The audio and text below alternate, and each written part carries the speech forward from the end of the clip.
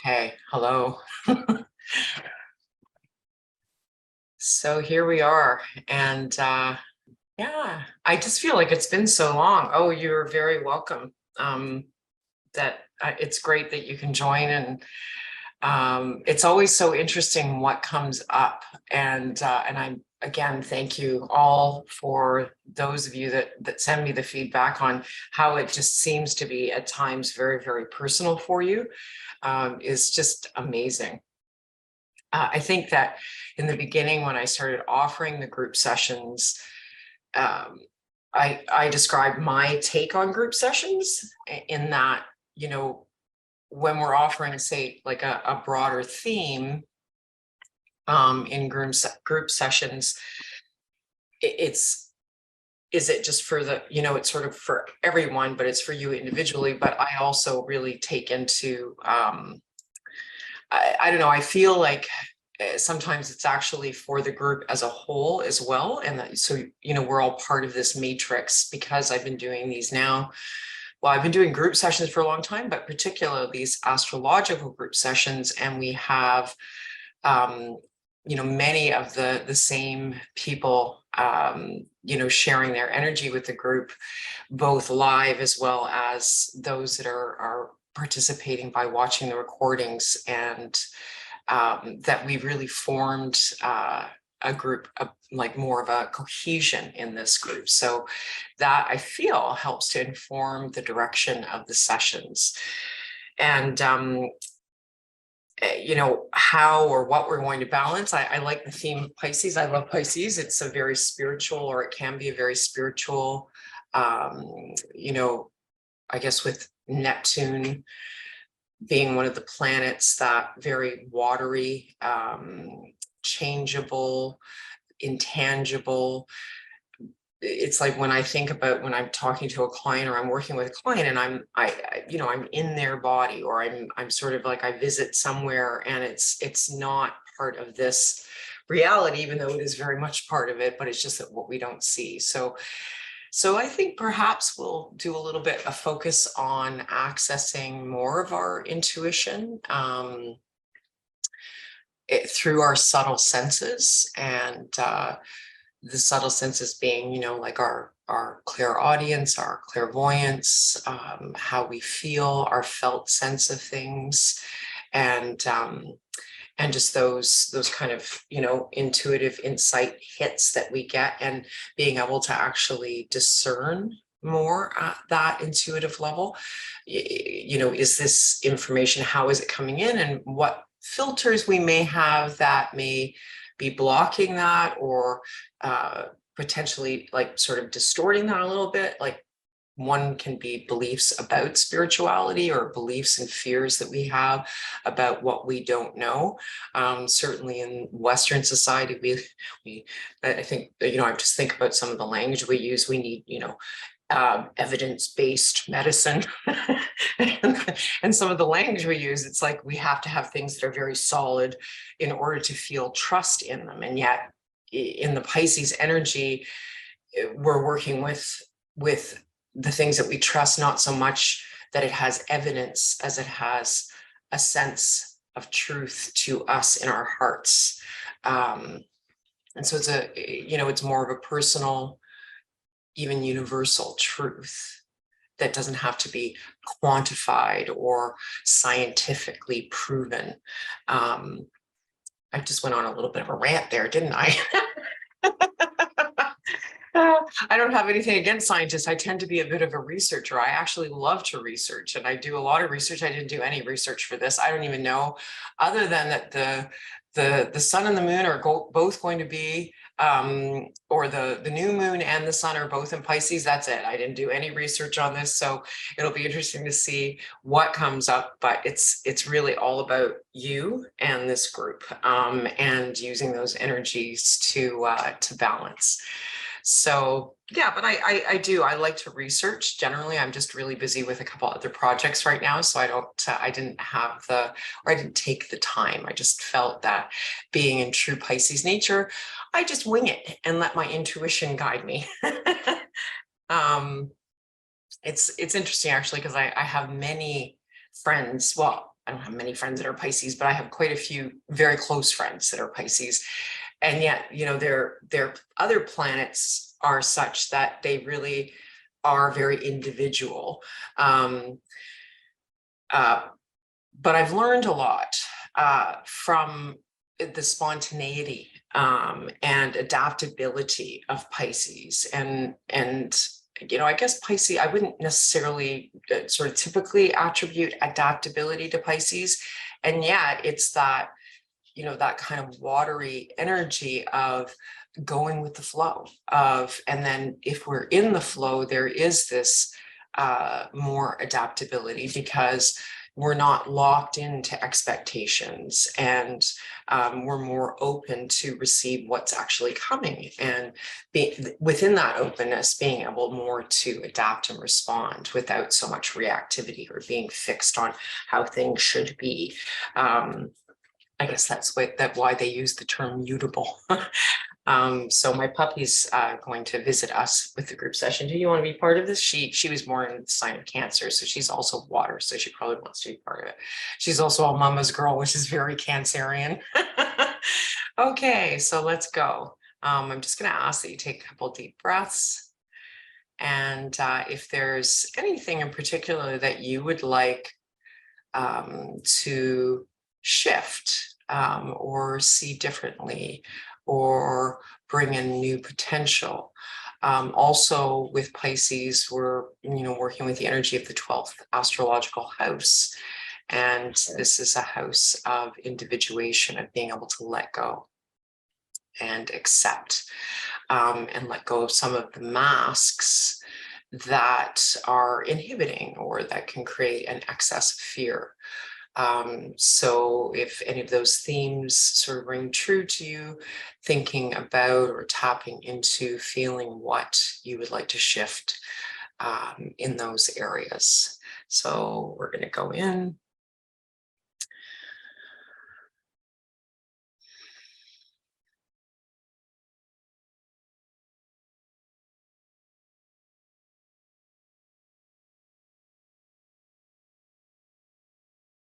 Okay, so when I tap into Mindscape, the first image that comes in is really the room that comes up, with the space that comes up, is just a lot of space, and it's actually quite dark. Yeah, it's just this dark, quiet space. And so that's, I'm going to invite the group energy in and see if anything else would like to show itself or be perceived.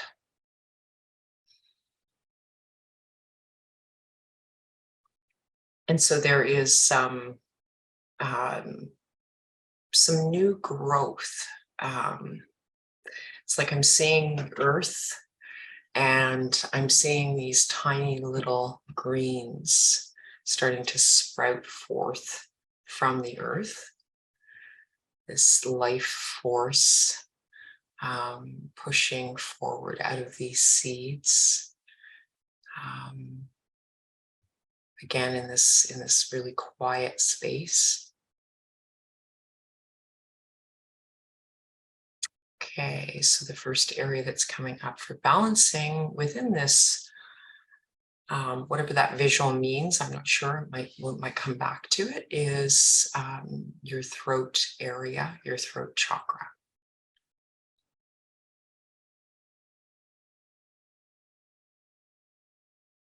And so to do, in BodyTalk, we're taught about what we call the sub-chakras, so that within each chakra, so the throat chakra, there are the elements of all 7 chakras within that. So what we're doing is we're actually going into balancing all of these sub-chakras within your throat chakra.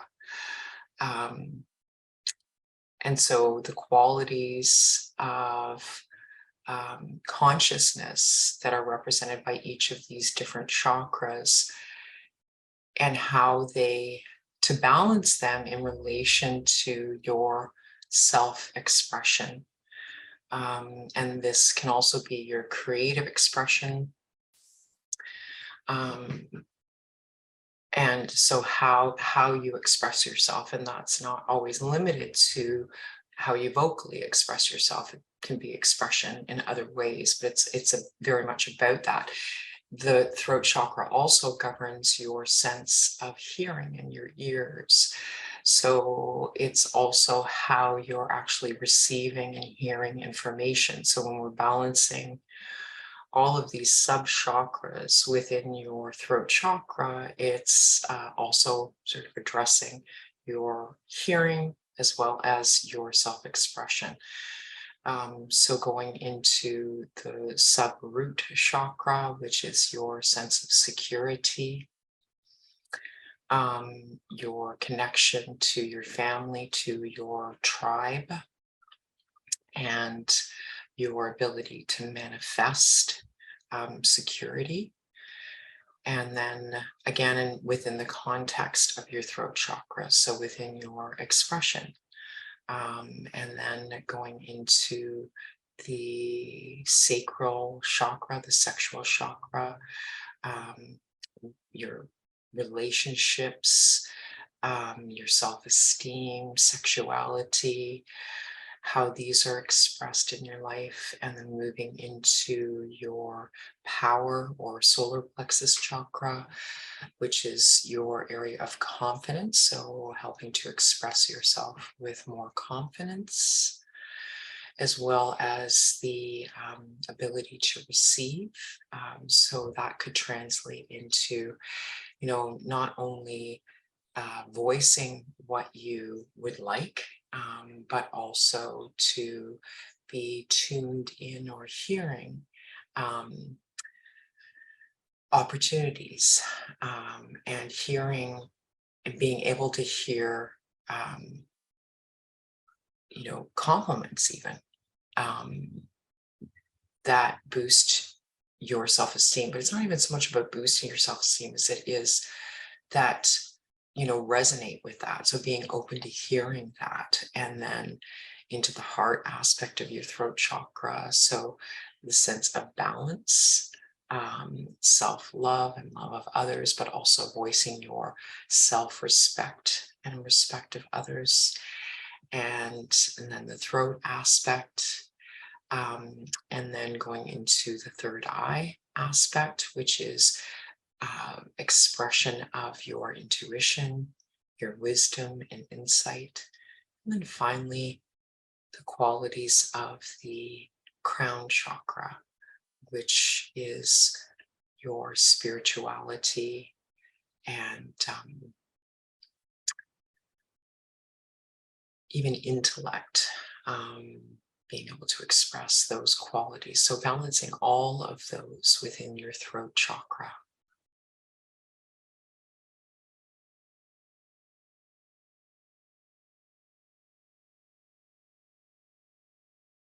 So then that becomes a parcel.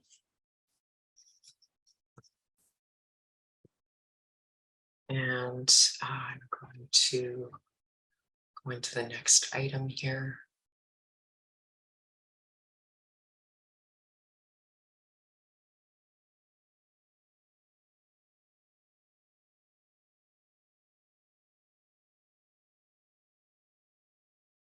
So this is linking up into your crown chakra.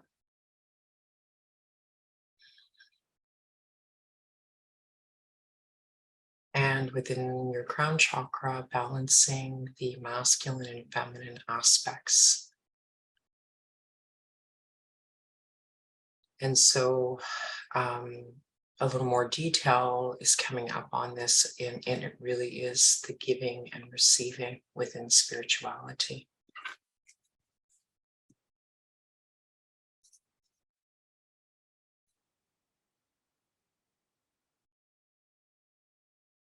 So active and passive, and giving and receiving.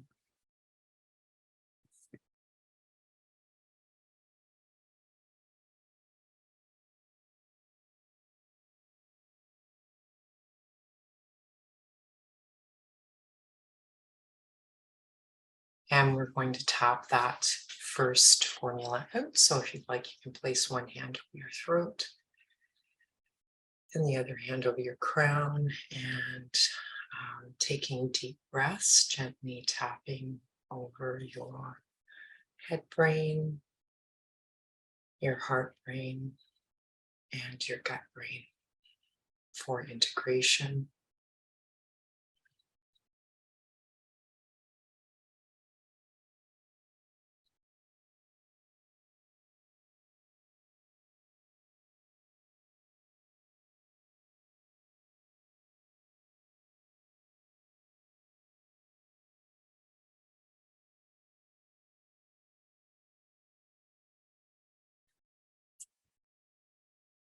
So the next formula is coming in.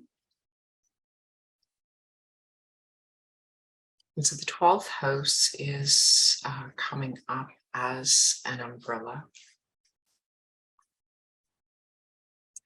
And so the other aspect that the 12th house governs is institutions. So as a universal house, in that it's, the planets that govern the 12th house and the sign of Pisces are universal planets, in that they have a broader impact. Typically, the more universal the houses, the more slowly the planets move, and therefore have a longer duration of influence. So this sort of these institutions, and what comes up with these institutions, and these can be like hospitals, sort of government-run institutions, but generally we're looking at larger institutions, and it is what's coming up is power, and or more so is like control of institutions, and the perception of that control, and the effect or impact of that control on our lives. So there's a broader theme of that coming in.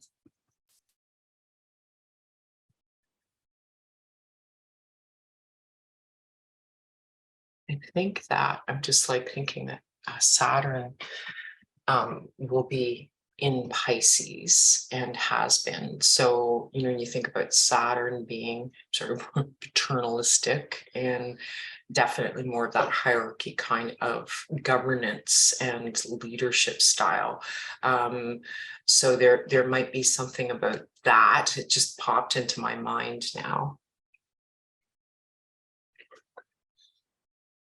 So that's an overarching theme for the next formula. And so this takes me into both of your kidneys. And so the first priority is hydration of your kidneys.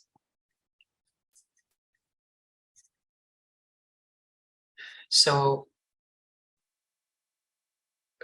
what's the role of your kidneys at the more of the Western, the sort of physiological level? The role is filtration. So they're always really dealing with fluid, in that they're always filtering your blood for wastes, and also to help balance your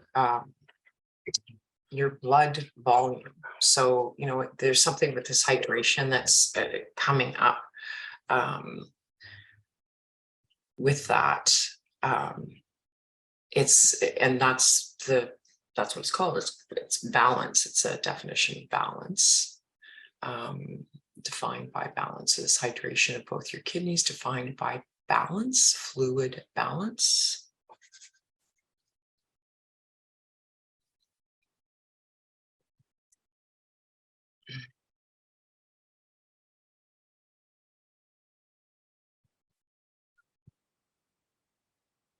Okay. And then linking within this subsession on your kidneys,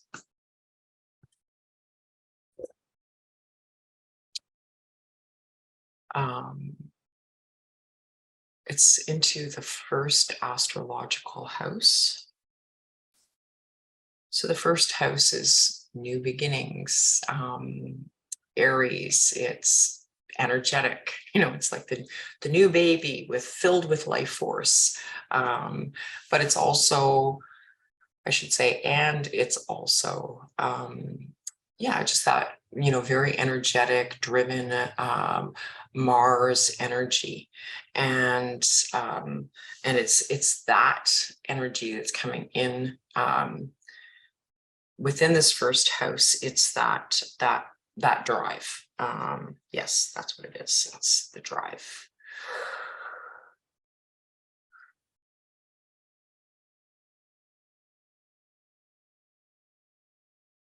And then there's a link from that drive energy aspect of the first house into the third house. So third house being Gemini, ruled by Mercury. So again, both of these are kind of their personal planet or personal houses and personal planets. Mercury being very fast. And so what's coming up here with this, it's like this drive for movement. Oh, I get it now. Okay, so sometimes it takes me a minute. So this is I'm still working at the more physical level here. I'm sure that there's other layers that are working too, but my focus here is this drive and movement.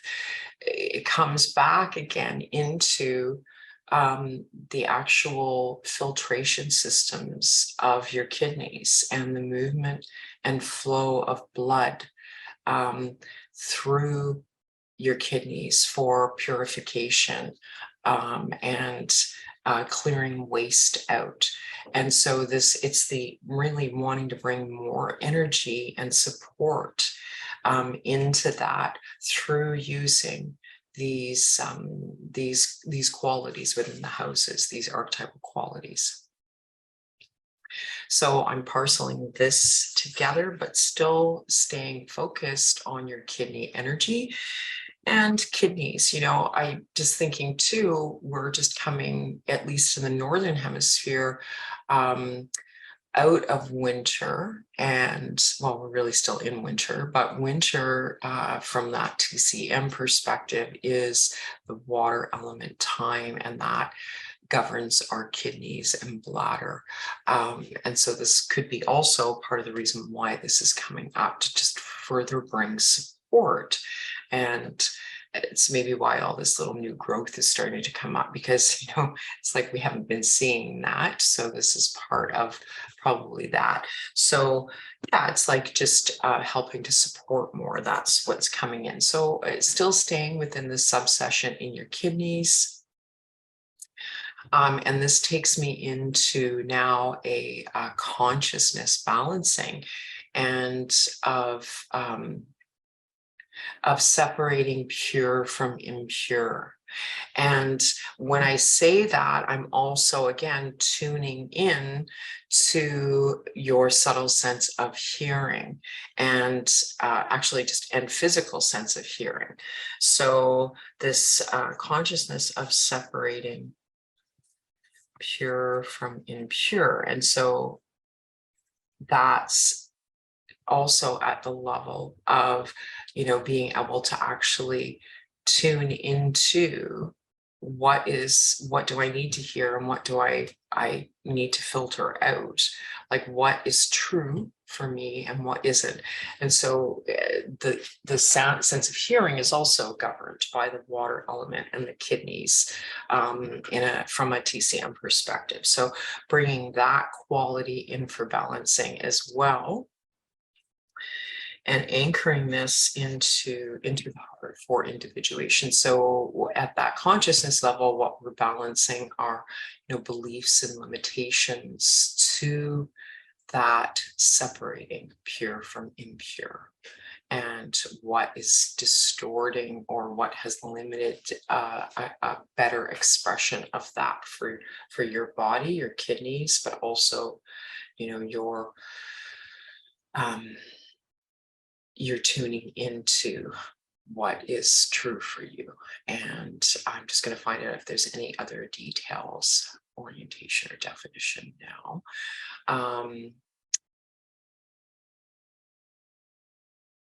And now I'm linking, I'm going to parcel this. That's the end of that subsession.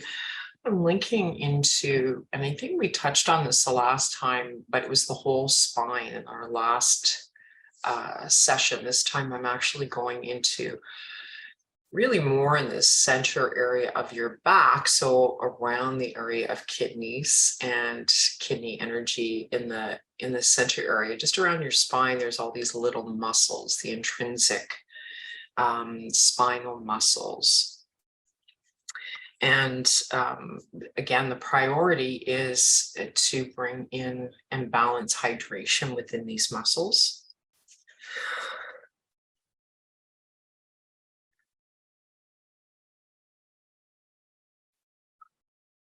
And there is a further definition of flexibility.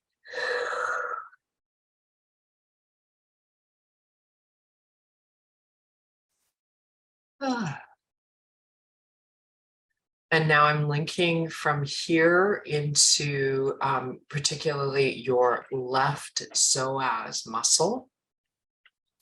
So the psoas is like that it's a very deep abdominal muscle that when we, it's a very primary fear response muscle. So when we experience fear, that's one of the muscles to kind of lock up, and part of its function, the reason it does this is so that we can actually sort of turn inwards to protect our organs. So, you know, and many of the fears that we have aren't necessarily a tiger coming at us, but it's, you know, the sort of the development and evolution of our bodies. When we experience fear, even if it's just in our mind or in a movie or something like that, there's still this very visceral response within that psoas. So we're still working with it, and it's also governed by the water element. So left psoas.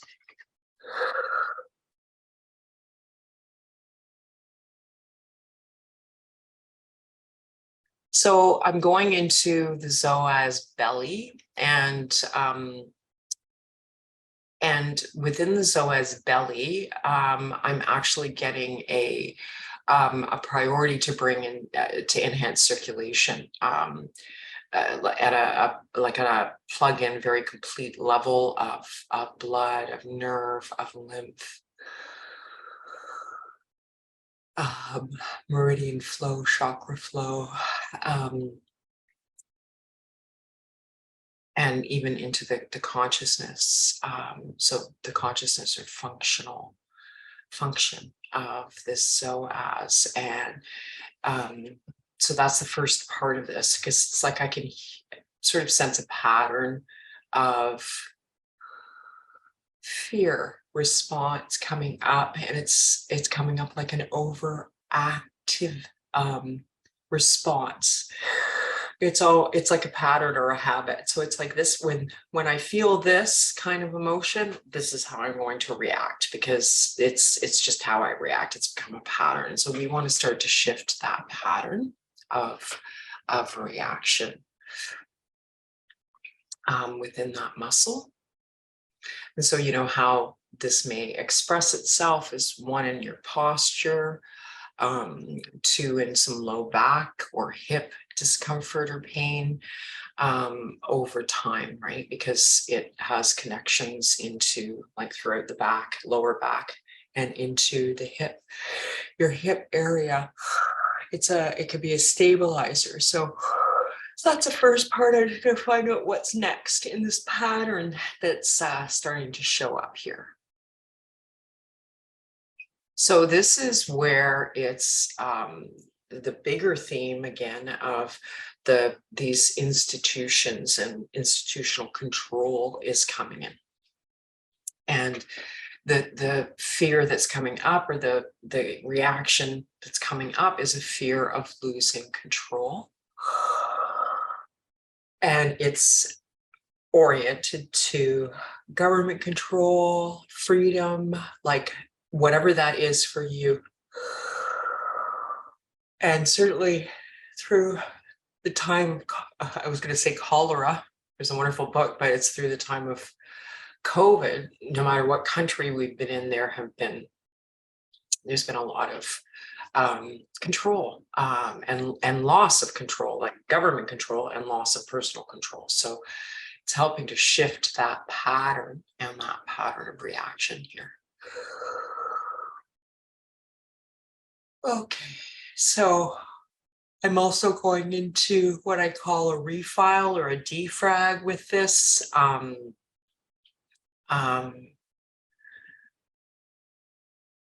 So I'm looking at not only that belief and response, but also, sort of the faulty files, like, is these memories, these responses and reactions that are no longer serving you, and starting to clear them out. And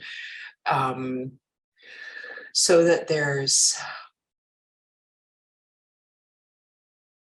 more of a balanced reaction, but less of that trigger that arises from that fear of a loss of control, active memory.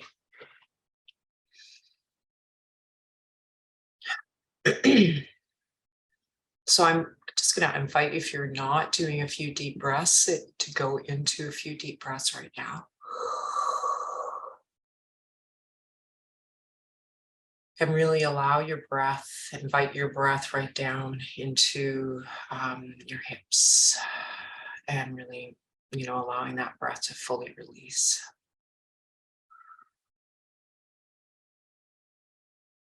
Okay, so we're going to tap this last formula in.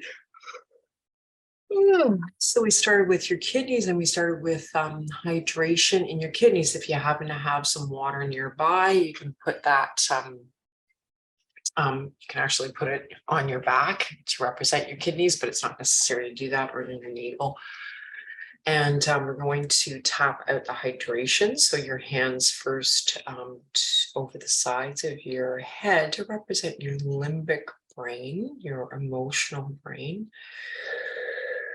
And then going around your head like the cortices, tapping over your head, your heart, and your gut brain. So this formula focusing on really a lot of kidney health, that hydration, that fluid balance from the perspective of your kidneys in your body. And then that whole energizing balance of the first house quality of that drive energy from Mars, and third house quality of that movement, that quick movement of Mercury in the third house. And then balancing that consciousness of separating pure from impure again within your kidney energy, anchoring to individuation, hydrating the central area of your spinal muscles that really are supportive, defined by flexibility, and then finally going into that deeper psoas, balancing for release of opening up, softening that reactivity for improving posture, improving stress response, and how that impacts maybe some hip or lower back discomfort. So really nice water element balancing for this particular formula.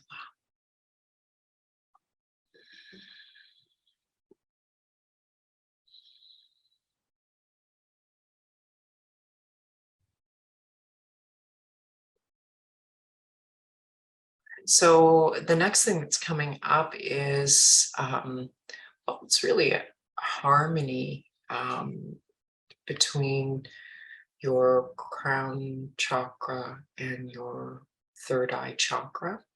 So, in one way, we can look at the third eye as more of the feminine, um, and the crown is more of a masculine. And this is, Dr. John Valtime with BodyTalk would teach that the masculine and feminine aspects of self, and also of intuition and spirituality, accessing our inner wisdom, which is not to say we're not accessing other wisdom, but then accessing spiritual wisdom. So the whole key, what's coming up is really harmonizing. So it's like we've got kind of this loop to harmonize both of these chakras. And there's some, pardon me, there's some clearing that's also coming up with this. I'm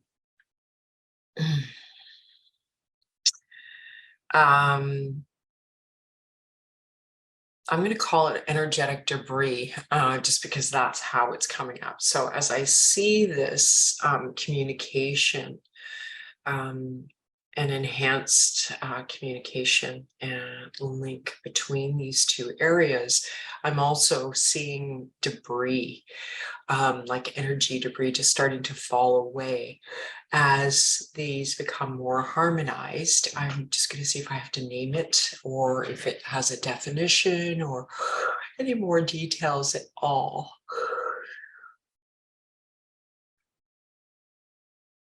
Oh, okay, so there is this definition of, it's an orientation to the material world, and it's not so much that the debris is falling away about the material world. It's more about perceptions that to be spiritual, to be that, material is the antithesis of that, and that is a perception of separation, right? It's not a perception of holism. So it's like helping to shift those perceptions, because there's also this within that, there's this, even the separation of the physical from the emotional, from the spiritual, that our bodies are inhibitory to ultimate spiritual and intuitive expression. And that also is wanting to just start to really shift and clear and bring new insights into how all of us within this unity consciousness, not consciousness, it's also, it's the physical being as well as all aspects of self in this intuitive and spiritual balancing. So let's tap that in. So as I tap this in, or it's like there's a support or a resource coming up of the root to the sexual chakras, supporting this balancing. So it's a very, spiritual, physical balance. So nice deep breaths, and invite your breath to really elongate your spine and kind of bring you up towards the top of your head without pressure or anything like that, but just allowing your breath to really extend your spine. Oh.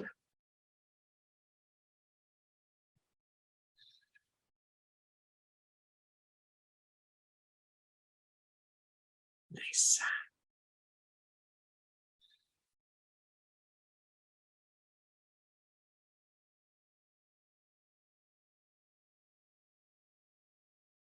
So when I go back into the visual mindscape, what comes up is this really beautiful, big soap bubble. So, your kids had one of those little soap bubble things, and you'd make soap bubbles. And when they were in the sun, they just became, a rainbow of color. They just held all these different colors. And so that is what's coming up. And it's the end of the session, but that's how it's sort of ending, is with, just this beautiful rainbow of color. Um,